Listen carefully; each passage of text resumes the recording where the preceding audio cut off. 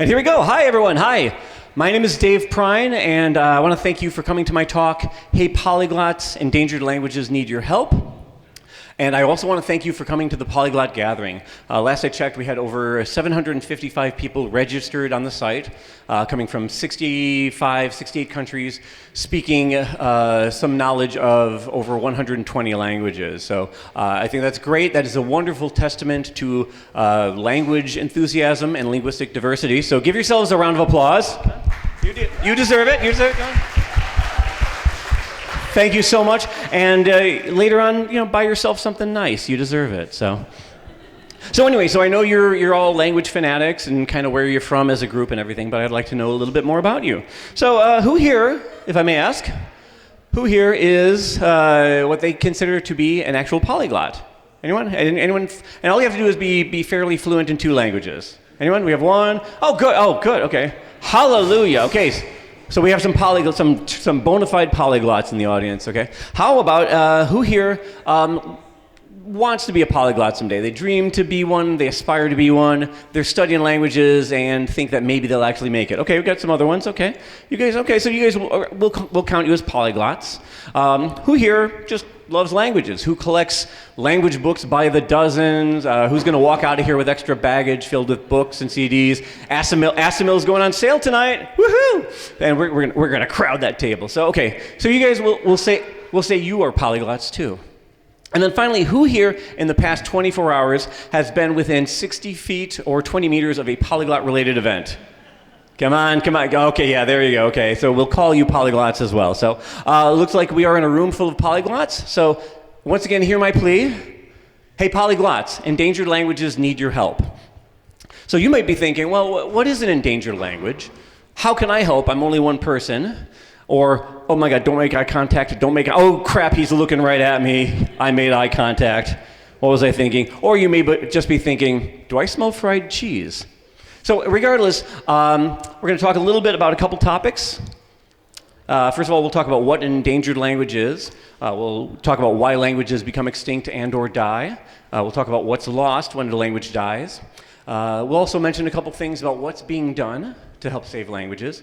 And then finally, of course, we'll talk about what you as polyglots can do to kind of help the cause.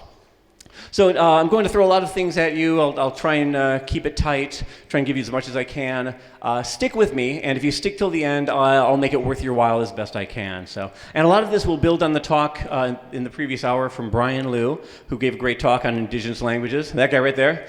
And hopefully I will build on your talk without overlapping too much and without blatantly copying you. So first of all, what is an endangered language? As you might have heard, it's a language that's at risk of disappearing. It's a language that's at risk of being wiped out, not being used for communication again.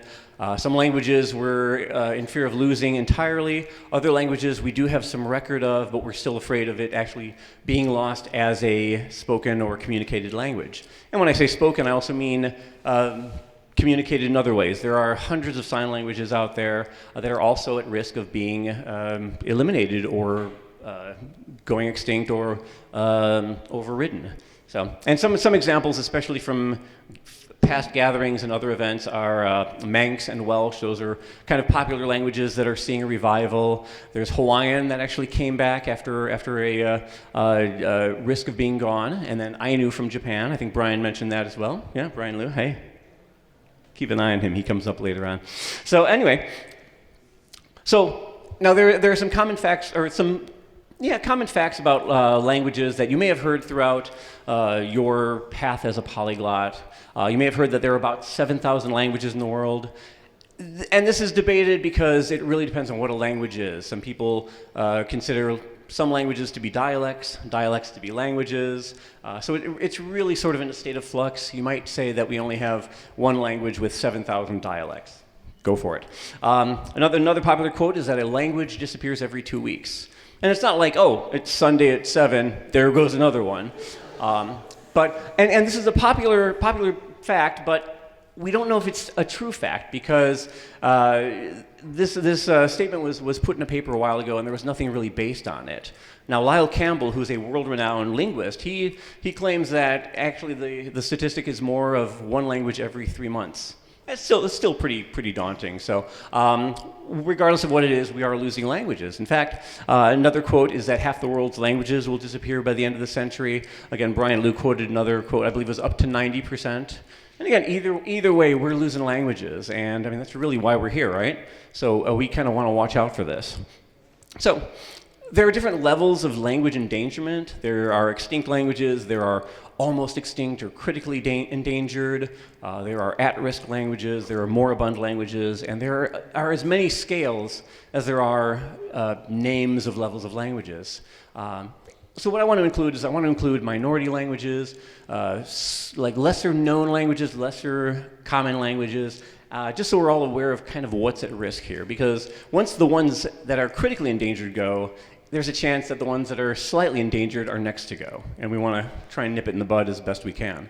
Now, why do languages die? You might be familiar with some concepts like natural disasters. An earthquake may hit a village, wiping out the entire speaker community, along with their language and culture. So, or a village may flood, scattering the people who live there, displacing them into other villages where they are no longer able to use their language functionally and have to switch to a different language. Other ways are what I call unnatural disasters or human-caused disasters. War, genocide, colonizing nations coming to, say, North America or Australia and taking the indigenous population there, either killing them, torturing them, or forcing them to speak the colonizing language. So colonialism will also come and cause people to learn English, and they will punish the indigenous community for speaking their own language. And unfortunately, this leads to negative attitudes. There are feelings of shame about speaking your own language. And so a lot of the elders no longer want to speak it. They see it as bad. It brings up just traumatic memories. And also this sometimes leads to other bad feelings and negative attitudes about the children who don't want to speak their own language. They don't want to speak their parents' language. They don't see any value in it, especially when majority languages come to town. And there's more benefit. That's where the popular culture is. That's where the jobs are. That's where the money is. What am I going to do with my language? No one speaks it anymore. And unfortunately, that's a huge problem with a lot of indigenous languages today. But why do we care? What do we lose when these languages die? Well, as a planet, as a group, as a community of language lovers, we lose culture and identity. These languages that we lose take the culture and identity with them, because culture is not just transmitted through language, it's embedded in language. And again, Brian mentioned specific terms that were only available in those languages that don't translate directly, or terms that involve ceremonies or rituals or folklore or creation stories. And so all of that is lost when the language is lost. And as far as identity, again, it was mentioned that, say, Native American communities, there are a lot of Native American communities that feel a lack of identity, and these members end up dealing with depression, alcoholism, drug abuse, and suicide. And so there's a huge amount of loss with that. Also, we lose ways of describing the world, ways of say, again, medicine. Certain plants are how they're described as healing properties, or how the world is seen through the eyes of a different set of eyes, a different set of languages.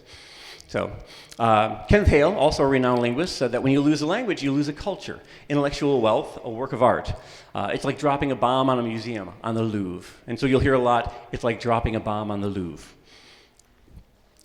We also lose linguistic science. We lose the ability to see what languages can do. If we don't have languages to look at, we don't know what the whole wealth of the world of languages can offer us. Sometimes we will discover a new language that has a new or different word order, or a new way of showing us cases, or just prepositions, postpositions, ergativity. Who here has heard of ergativity? Yeah, that's a mind scramble, right? If we didn't have these languages, we wouldn't know that we could do that. We wouldn't know that the brain wants to do that. If you want to know more about ergativity, ask that guy in the back. Mats, hey Mats. That's ergativity boy. He's never going to hear the end of it. Sorry, I've had way too much halushki. All right, and of course, the last thing we lose when we lose languages is languages. I mean, come on, this is why we're here. I mean, isn't it kind of cool to learn about new languages, about 8 different ways to say thank you in languages you've never seen before? That gets me a little excited. So I'm a little aroused right now. So please edit that out. Oh God. All right, so who's doing what to help kind of save endangered languages and save all languages? I mean, well, we've got government funding agencies, National Science Foundation, National Endowment for the Humanities in the United States. They're offering grants for organizations and institutions to help preserve languages in a number of ways. And of course, we have academic linguists who are getting a lot of that funding, and they're also working on their PhDs and going to places and transcribing languages. And then after they get their PhD, they continue working on the languages. But there are also other groups and organizations. There are about a jillion of them, some big, some small. I'll run through just a few for you. One is the Endangered Language Project. It's a website. As you can see, it shows regions of the world where endangered languages are located. And if you see at the top, is it... there we go. You can see they have a scale of endangerment, anywhere from at risk all the way to... awakening. Some languages are coming back. Unknown, that's also a status. But you can go there, you can actually look and get information about languages, and you can also submit information and documents and resources if you'd like as well. So it's very interactive. Another one is Living Tongues Institute for Endangered Languages. I volunteered for them once and worked on an Indian language. They do a lot of documentation. They also create talking dictionaries where you can go online and you can see words in the local or the target language or whatever language they're preserving. You can see English or sometimes Spanish translations and sometimes even hear some of the audio. You can actually hear words and sentences spoken. It's a lot of data, and it's really fascinating. There's the Endangered Language Alliance. So they are based in New York, and they're working on documenting certain languages spoken in New York. And there are actually some that are not well documented. I think right now they're working on Waukee, and they just released a poster of Manhattan, and on it they will show you everywhere that certain languages are spoken. And I think they've got about 800 on there. It's a fascinating poster. I'll show you more of that later, or I'll tell you more about it. Let's see, WikiTongues. Okay, this was a crowd-funded Kickstarter campaign, and they made their goal, and now they are replete with many videos of different languages being spoken. They've got audio and video, and was anyone here last year at the Polyglot gathering? Okay, great. Did any of you see the talk that Irina Dahl and Timothy McKeon gave about WikiTongues? Yeah? Okay, Irina was there. Okay, great, yeah. Anyway, it was fascinating. I believe they had some, was it Tibetan rap? Was it a Tibetan rap song? Sami rap song, of course, okay. Sami here, Sami there, Sami everywhere. Okay. Oh, and then also a friend of mine, Miles Creed, he actually is working with Facebook to translate the Inupiaq language spoken in Alaska.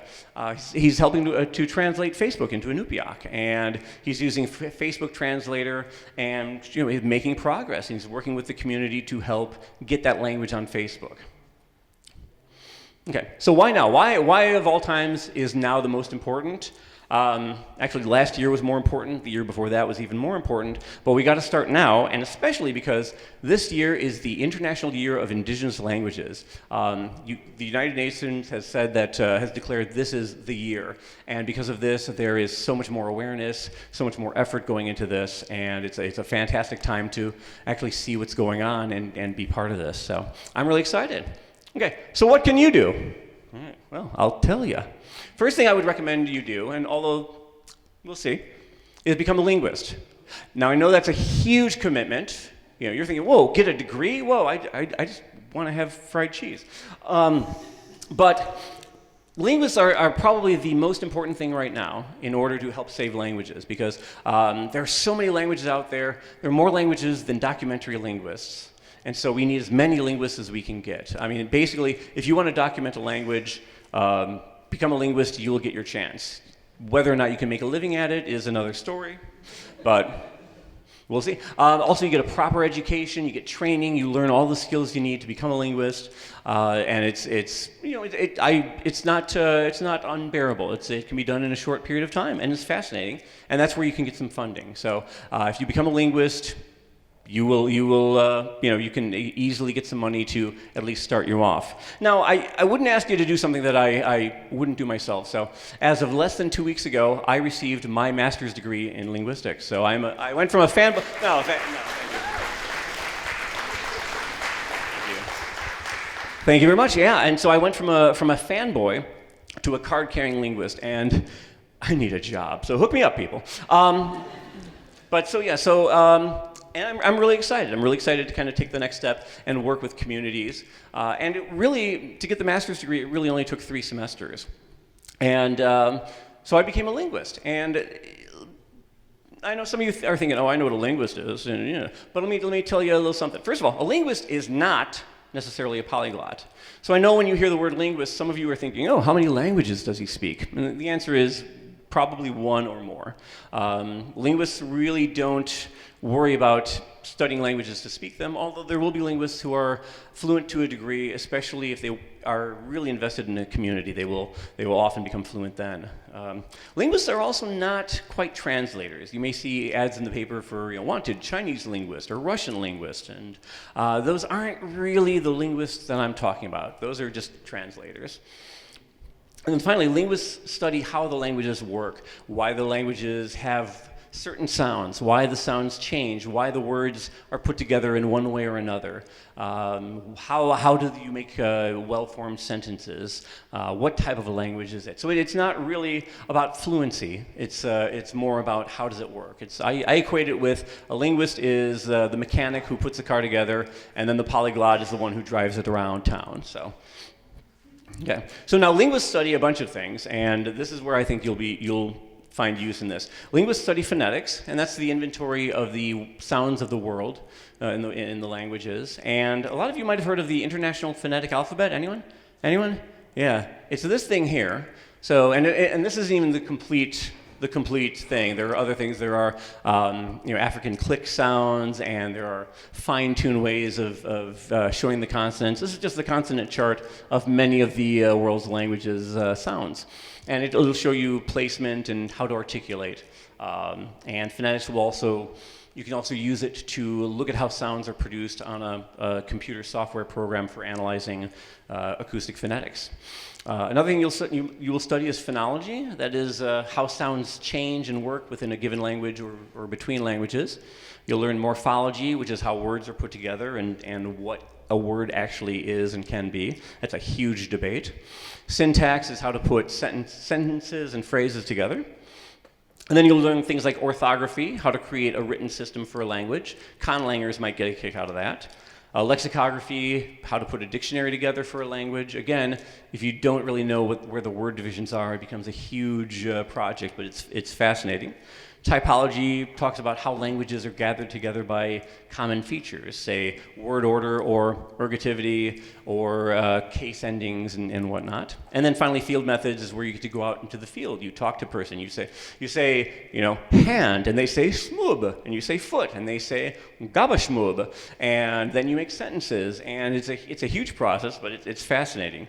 I'll show you some links for some examples of videos of that down the line.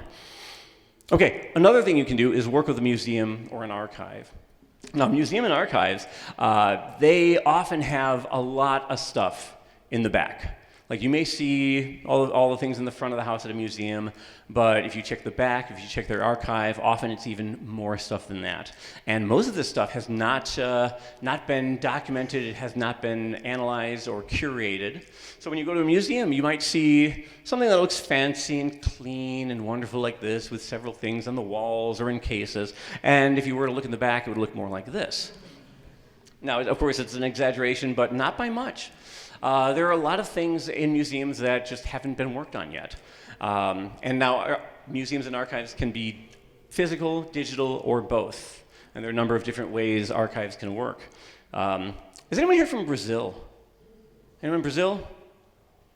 Okay, let's talk about people from Brazil. No, No, actually, last September, unfortunately, there was, the National Museum of Brazil in Rio de Janeiro just caught a massive fire that gutted the place. An estimated 20 million artifacts, works of art, and documents were destroyed. And they're still digging things out of the ashes, but a lot of the paper products are gone, and that just wiped out resources on languages that were not backed up, they were not copied or digitized, and just lost, things we will never get back again. That is like dropping a bomb on the Louvre, just almost literally. So when I heard that, it wrenched my gut. So now, if you want to work at an archive or museum, there's some things that some skills you'll need. Again, a degree, and if you have a degree in art, history, archaeology, or museum studies, that is a foot in the door. And if you have that, and you want to work with a museum or archive, let me know. I'll see what I can do. Otherwise, if you want to do something a little lower maintenance, you can volunteer for an archive. And there are a number of projects that are looking for people who will put in a couple hours, sometime here and there, and do some work. And it doesn't have to be high quality. It can be bits and pieces here and there. And one such example is the AILA. It's the Archive of Indigenous Languages of Latin America. They're currently hosting a crowdsourced volunteer opportunity to transcribe some old documents. And what they're looking for is someone. Oh, pardon me. Don't look away. We're missing a slide. All right. Anyway, I apologize. I'll get this online shortly. But basically, they're hosting a volunteer project where you can transcribe documents and you digitize them, and then you send them back in, and you can do as much or as little as you'd like. And hopefully, I think they're at 14% right now of completing the project, but they need a lot more help, and I can get you the link for that later on. It's probably on the missing slide. So, okay. Other things you can do would be to, pardon me. I will say I'm missing, I think a few slides got deleted. So I will talk about funding. Now, if you want to get a major fund, you need to have a major project. You need to reach out to a granting agency. And there are many that will provide huge grants. But usually you have to be tied to an institution. So what you can do instead is you can create a small project and get micro-grant funding. And there are a few agencies that will give you, a little bit of money. So if you have a project that may just require creating an app or a small dictionary or compiling some data, you can get maybe a couple $1,000s here or there. Endangered Language Fund is one where an academic degree is not required. Global Voices also does microgrants, and Foundation for Endangered Languages also does something similar, and you can get up to about $1,000. You can also fund a project. Now, who here has given money to Kickstarter, Indiegogo, GoFundMe, Go Fund Yourself, Fund You, I'm Going Home, Get Off My Funding Lawn? Okay, great. So anyway, the fun thing about this is it doesn't require a lot of money. You can fund a group or a project, and sometimes you can get some cool things. I think WikiTongues, I got a T-shirt, I got some stickers just for throwing a couple bucks their way. Other things I've gotten like a dictionary of Indian languages. I've gotten DVDs. One time I even got a co-producer status for a documentary. So that's not bad, and it took little to no effort. Other funded projects right now that are going on, again, Living Tongues Talking Dictionaries. They're doing a massive fundraising to get 30 talking dictionaries on a mobile app. And that, if you want to donate to that, let me know. They're taking donations until the end of June. You can fund a group, the Yuchi Language Project. They are a Native American language tribe, Native American tribe speaking Yuchi, the Native American language, but they are not federally recognized, so they don't get any funding from our government. And so if you want to donate to them, you can just go straight to their website and give straight to them. You can also attend a conference. Here's great, right? This is kind of fun. We're learning about languages. You can go to academic conferences. You can go to language enthusiast conferences. You can learn more. You can reach out to people. And often that's where you can find out what can be done and what you might be able to do. I did that once. I ended up getting on a project transcribing old documents in Tunica, and that led to other great opportunities. Now I'm working on the textbook and giving talks on Tunica. And sometimes you can get free books or discounted books from publishers. So if you like linguistic books, there you go. Okay. One such conference, and probably the best in the world, in my opinion, next to the Polyglot gathering, is the International Conference for Language Documentation and Conservation. It's 4 days of lectures, everything from academic to enthusiast, and all the big names show up. All the people in language documentation are there, and it's just a great way to pick their brains. And I mean, if nothing else, it's in Hawaii, so I mean, okay. Or another list of events you can go to, if you go straight to the UNESCO Indigenous Languages page, you can see a map of where events are. And I could only get the top hemisphere, but it goes further south. And you can find out where events are. And some are conferences, some are meetings. Just check it out. It's a really great way to see what's out there. Okay? Now, you can also use your skills very creatively. So if you speak a minority language, you should consider becoming a teacher. Often you can get certified. Sometimes you can get paid certification as long as you continue to teach afterwards. Or if you can't get that, you can teach online. You can teach online independently. And of course, is Kirsten Cable here this year? Nope, she was on Udemy. You can also go to italki. There's a lot there, although according to Rick Dearman, you can't teach English because they're full. They're full up, but I'm sure if you teach a minority language, you'll have plenty of opportunity. There's tribal lingual, which I don't have experience with, but I've heard about, and I've seen some of the languages they have there that are way minority languages, so that's a way to check it out. Or start your own. If you have Gareth, give me a website. Give me just any website name. Yours. Howtogetfluent.com. If you go there, maybe next week, you might see like a German language program. And okay, it's not a minority language, but it's a way to do it yourself, get it out there, and see what sticks. So work on a minority language for next year. Wink. Okay. I'm glad they didn't hear that. Okay, do you have mad computer skills? Any computer coding people here? All right, excellent. Can you help me turn on my Mac? It's broken. No. If you have coding skills, we need programs. Linguists need programs. We have some called PROT, which is acoustic phonetic analysis software. There's Elan, which is transcription software, and there's Flex, which is sort of a make-your-own dictionary software. But some of these are limited in various ways. Some software programs won't work for the Mac. They're only for PC. Other ones are a little glitchy and need a bunch of changing. And every linguist needs something specific to them. So it's really hard to get a one program out of the box for everyone. So if you want to talk to a linguist about that, let me know. Okay? Or you can create an app. Now, who was here last year and saw a talk on is building an app right for you? These guys. Okay. Eugenio Grappa, he gave the talk, so you want to build a language app. And unfortunately, he's not here today, and we miss him very much, but he is online. You can go to the Polyglot Gathering YouTube page and check out his video and see if an app is the way to go. Okay? Or you can give a talk. Now people such as Translators / social media moderator Brian Liu, and also sexy and talented popular actor Brad Pitt have all given talks here about languages. Brian has spoken about, Walpuri, Musqueam, and Nutka. And then Brad Pitt, it's me. I've talked about Tunica and Quiche. So, do you want to, wait, picture? Okay, there you go. Okay, there you go. Okay. But there can be only one. Fight! Finish him! All right. That took 9 hours to do. I got bored then. Okay.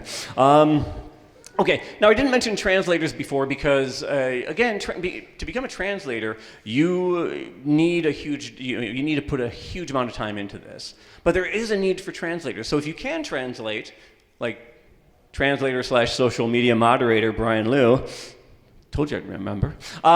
If you are a translator, we need translators everywhere, and especially with minority languages, because as you might know, with the political situation at the U.S. border, we need speakers. This article came out a little while ago for Quiche and Mam. These are both Mayan languages spoken in Guatemala. Anyone here speak Quiche or Mam? No? Okay, yeah. So unfortunately, we have a lot of people who are in need of translators. Now, I'm not going to ask you to do that because not only does that require a degree, but you also need to have like damn good native fluency. And it was a high five. I like that. You need native fluency, and you also need to specialize. So maybe law or medicine, or maybe English literature, Spanish literature, some kind of focus. So that may be a little bit of a stretch, but if you want to translate and you can, please, we need you. Otherwise, if you want to try your hand at translation, you can try the Facebook translation app. And again, I mentioned earlier, Miles Creed, a friend of mine, is working with it to translate Facebook into an Alaskan language. So you might want to even just check that out. Otherwise, and here's a weird thing I found out kind of last minute. Change the language settings on your computer. Maybe you've done this already. This isn't entirely new. Or you can change it on your Microsoft Office or Facebook or whatever. You can also, if you have an iPhone, sorry, Rick, you can also change Siri. You can change the voice so you can talk to her in a different language. Or you can change the language setting on your phone, but you can also do one other thing. There's the preferred language order. I don't know if any of you have seen this on the iPhone, and maybe it's available on the Android or another phone, but so this is kind of odd. So there's the language setting. You change that, and then everything will say, you change it to French, you say long et place, blah, blah, blah. But the preferred language order is something you could choose from a number of languages. This is only 2 screens out of about 30, where you can rank them. And if there's a web page that you're looking at on your phone, if it's in the top language, it'll render that first. So if you look at a language that's in French and English, and you put French to the top, it will show that language in French. Now, you can do this in a number of languages, and I don't know how many websites are in Shuvash or Iban or Hupa, but it's worth a try. And it seems like such a little thing, like why even bother? But the reason I mention it is because using these languages will raise their prestige. It will make people aware of, oh, people are using these languages. People want to see these languages. And as these languages start to grow and start to build presence, an awareness of the smaller languages underneath then tend to kind of start to bubble up as well. So everything starts to sort of come up, more awareness is raised, and the greater the need, the more likely it is that someone's going to fill it, whether it's iPhone or Apple or Microsoft or anything. So really it's just a matter of using languages as much as you can. And especially, I recommend that you use your voice. Contact anyone and everyone. Contact government officials, the computer tech people, Facebook and Apple and so on. Talk to each other. Talk to people who are here. Is Nat Dinham here? From Nat, she's in the back. She does UTalk. They do 140 languages. Talk to her about trying to get UTalk to do 10 more by the end of the day. Or talk to anyone else here that works with anyone or does anything that you want to get involved with. Reach out to people. We're here to connect. So definitely, take that opportunity while you can. You can start a campaign, a petition on change.org. I'm sure there are other sites as well, where you can raise awareness. You can be an advocate for languages. It's really about what's important to you, and I encourage you to do as much as you can to satisfy that. Okay, one last thing, as Brian mentioned, not all languages want to be documented. Not all communities and tribes and nations want their languages saved. Not all of them want us to come in and save them or to work with them. So, tread lightly. There is a lot of decolonization where you may see an article, oh, we translated, head, shoulders, knees, and toes into an indigenous language. It's like, well, that's not, it doesn't really reflect their culture. And so what the focus is nowadays is decolonization. Transcribing their songs and their stories, into their languages, keeping it in their languages. So if you're going to work with the community, I recommend you talk to them first. Say, hey, what do you think of this? Is this okay? Are you comfortable with this? If they say no, I recommend you respect that. Otherwise, they may gladly say, hey, please come on board. We need all the help we can get. Okay, so that's about it. I have 1 minute left. I just want to say thank you. And since you stuck around so long, I do want to say this. We did the call to action. And keep your eyes and ears open. And so this is for you. First of all, De Gruyter, they are an academic publisher. For the Year of Indigenous Languages, they are giving away free books once a month. For May, the book is Essentials of Language Documentation. If you go to this site, you can download it for free, although do it by tomorrow because then June 1st will be another book for the entire month of June. And check it out. It's free, it doesn't cost you anything, and you will have it forever and ever and ever. Okay. Also, I have some handouts here. My lovely assistant Jorge is giving away pamphlets from Endangered Language Alliance and Endangered Language Project. Come look at them, take one, photograph one, rub it all over your body if that's what you do. I don't know. But please help yourself. And then finally, because there's so much information, it's hard to keep track of, and because of the missing slides, if you go to this link, I will be putting up the slides with the links on there so you can look at this anytime. I will be adding additional information, and as I look for a job, I will put things that I find on there. And if you have any questions, you can contact me. So check this in the next few days, and we will have as much information as you can stomach, and if it's not enough, tell me and I'll give you more. So thank you so much. I appreciate you coming out. Thank you for listening. And wait for it. And, any questions? I've got some questions from Slido. Please feel free to add more questions if you want. So the first question, how can you convince communities to save and promote their own languages? A lot of communities don't do enough to protect their language. Yeah, and that's sort of that's a good question. That's very, very common. If the community doesn't see value in it, it's really hard to come in as what is often referred to in the linguistic academic community as white linguists or white male linguists or European linguists. Who are we to say that your language has value and that you should save it? And it's really hard. But I think setting an example is really a good way. I think that, like recently I was told that there was a tribe in Papua New Guinea who they saw that their neighboring tribe, the neighboring tribe had their language documented, and they said, oh, well, we see value in that. We want that too. And there was a similar case, I forget where, I think also in Papua New Guinea, where linguists came and said, hey, we want to document your language. And they said, why? And they couldn't give a good reason. But then they said, oh, well, there's a tribe on that island over there, and their language is actually really similar to yours. And then that tribe said, oh my God, they're related to us, even though we don't talk to them, because they're different. We're related somehow. They are our cousins. We want to document our language. We want our language documented so we can learn it and teach it and then talk to them. And really, it's just kind of like, find the success story and pass that on if you can. But it's never going to be 100%. There will always be some communities that do not want their language transcribed or saved or touched by outsiders. So it's a very delicate situation, but just try as best you can.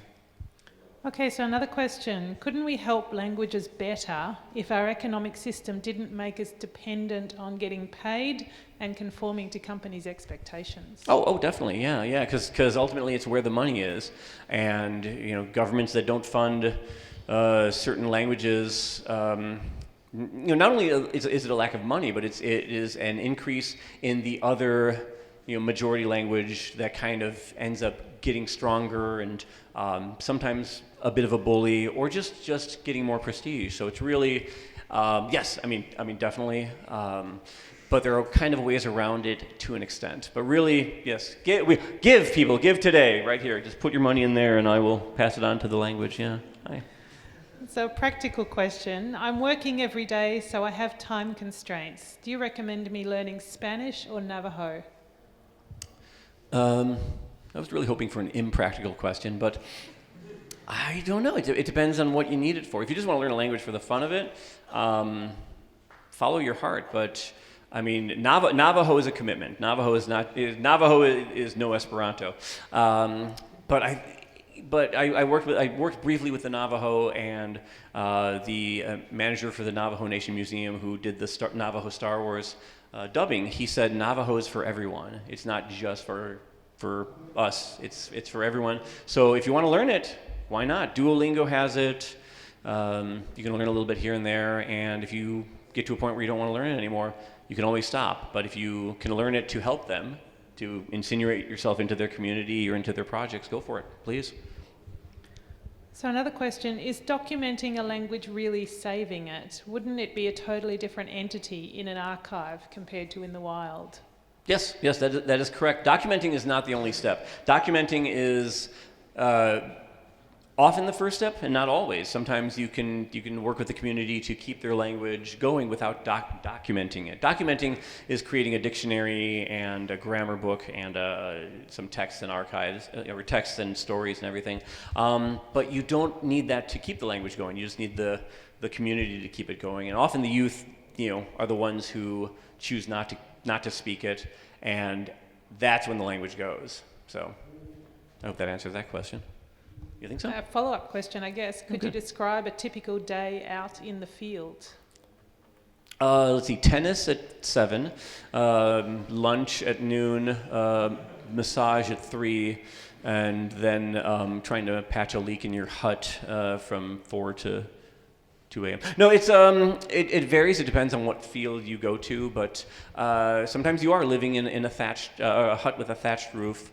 You are working with a community that may have 20 or 50 people in it entirely, and you will have one person, and you will sit down with them, and you will talk about, you will elicit words, so hand and foot, and then my hand is bigger than my foot, and you know what they say about people with big hands and feet, and all that, and then it can take years. It's a lifelong commitment. But there are also other people who do sort of a drive-by, give me 10 words in one community, and then they go somewhere else and they're like, okay, you give me 10 words in your language, and then they turn that, they submit that to their institution or they publish it. There's a company called, or an organization called rapidwords.net, and they have a system where they go to a community and they get the speakers to work with each other and the linguists, and they end up coming up with maybe 11,000 words in a week if they're lucky, and that's huge, So, and it depends from there. But yes, you can be in a hut with a hole for a toilet, or you can be in an urban community, or you can be you can work from home. You can be in New York City. So yeah. How can one preserve the language if the locals prefer not to use it anymore, given the global assimilation process? Well, but that's the magic question. First of all, you've been asking me a lot of questions. Don't you think you should give someone else a chance? No, I'm the most important person. Okay, you're very curious, and I appreciate that. Yeah, again, it's really hard, especially when the community is kind of split. If some people want it saved or documented or maintained, and the others don't, you can't really force someone to speak it, and that makes me sad. But I can't impose my will on a community that doesn't see the value. So I finally got a question where the person actually put their name, so now I don't have to take credit for this question. Okay. This is from Hedvig. What's your master's degree in, and why did you choose that? It's a long story. It's in general linguistics. So I can do any number of things. So hi, and I'm sorry. What was the last part? Second part? How did you choose what your master's was in? Oh, I'd been wanting to do that for a while, and it wasn't realistic because when I wanted to go to school and get a PhD, it was going to take so long. I was going to be dead by the time I finished, and I was gonna be broke and dead. And then I moved to follow a woman across country in the U.S. and ended up in Virginia, and they happened to have a master's program there, and it just seemed like the right thing to do at the right time. And now I'm a real boy. Yeah. Gonzalo wants to know if there are any languages that need saving in Europe. In Europe. Yes. Well, I think Romani languages are kind of borderline. I mean, we do have some published materials. I think Asimil has a Romani phrase book, but I think that there needs to be work with that. There are some languages, I cannot think of them right now, but I did see a talk. What's that? Oh, I'm sorry. Oh, yes. There's an Italian dialect in Italy called Montemartellese. And does anyone here speak Montemartellese or is studying it? We have a linguist in the audience. That's Francesca Brown. She works for ELAR, the Endangered Language Archive at SOAS in London, and she is working to document Montemartellese. And I think this is not quite correct, but I believe there are three fluent speakers left, and so there are 3 speakers and a stapler and a cat that all speak the language, and that's how endangered it is. So there are plenty of dialects, and and it depends on how deep you want to go, how much of a dialect needs saving, because our language is changing. So my dialect is going to be gone in a year. It's going to change. The way you talk, and you over there, it's going to be slightly different. And over the years, our dialects are going to change. Do we need to preserve how we're talking right now, or do we go with the flow? So, but yes, there are some major languages or minor languages, and then there are dialects. that are endangered. We'll say. I can't say that need saving because that's sort of imposing my opinion. So, but yeah, thanks, Gonzalo. We've got a plug here from David wanting to know if he can mention the LingQ mini stories translation project that was discussed earlier today. No, let's edit that out. So, yes. Actually, yes. Yeah, I remember you. So. Yeah, it was just to say, I don't know how many people here are keen users of Ling, but they have a sort of vague standing offer that if they can find volunteers to translate a set of 60 short stories into any language that they don't have, then they'll add that language to their site. Obviously, they can't pay for translators for all the languages in the world, but they offer a free month subscription. So if anybody is a native speaker of an endangered language who is also a language nerd, who would find it useful to have another free month subscription to a crashing style, that sort of learning resource, then mention it to them. Yeah. See, network. See, we got people here that can hook us up. So, yeah. I'm not with them, I'm just an enthusiastic user. Yeah. So, but talk to him. Yeah. Buy him a beer and pick his brain. Yeah. One final very important question. Uh-oh. Can learning an endangered language save my life and make me a millionaire? Probably not, but why take chances? All right, please join me in thanking him.